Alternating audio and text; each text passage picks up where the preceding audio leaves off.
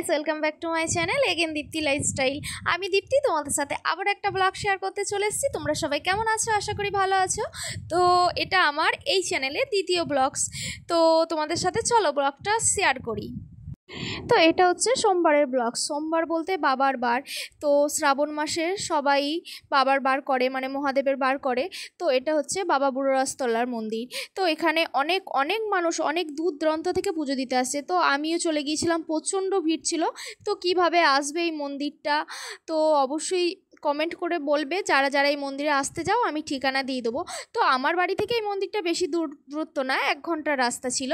তো আমি, আমার একটা দিদি আর জেঠুমা চলে গিয়েছিলাম পুজো দিতে।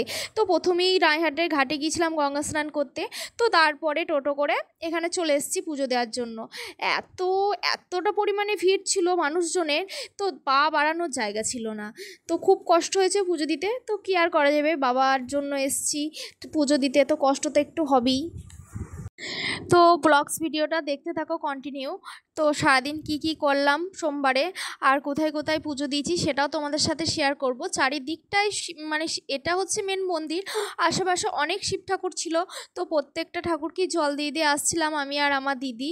তো ও বলছিল ও ফার্স্ট টাইম এসছে, আমি আগেও একবার এসেছি। আমি এটা নিয়ে 4 বার আসা হলো আমার। তো আগের বছরে একটা সোমবারে এসেছিলাম, আবার আমার দাদার বিয়ে দিতে এসেছিলাম। তো আমার ওই চ্যানেলে ভিডিওগুলো সব ডিলিট করে দিয়েছি, না হলে ওই চ্যানেলে প্রত্যেকটা ব্লগস ভিডিও শেয়ার করতাম আগে।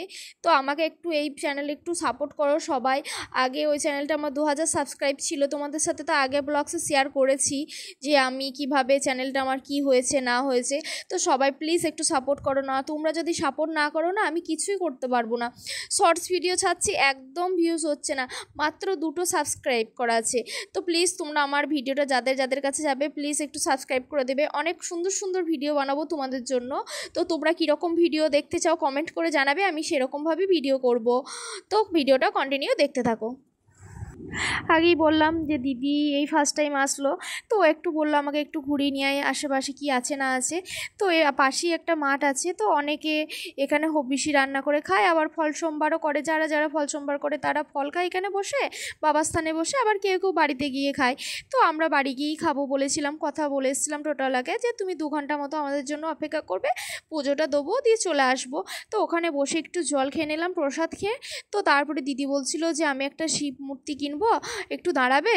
তো তার জন্য বড় মারা ওই দিকে চলে গিয়েছিল, আর আমি আর ও একটু শিব মূর্তি কিনছিলাম এই দিকটা। মানে অনেকে এই মাসে তারকেশ্বরও যায়, আবার এই জামালপুরেও আসে।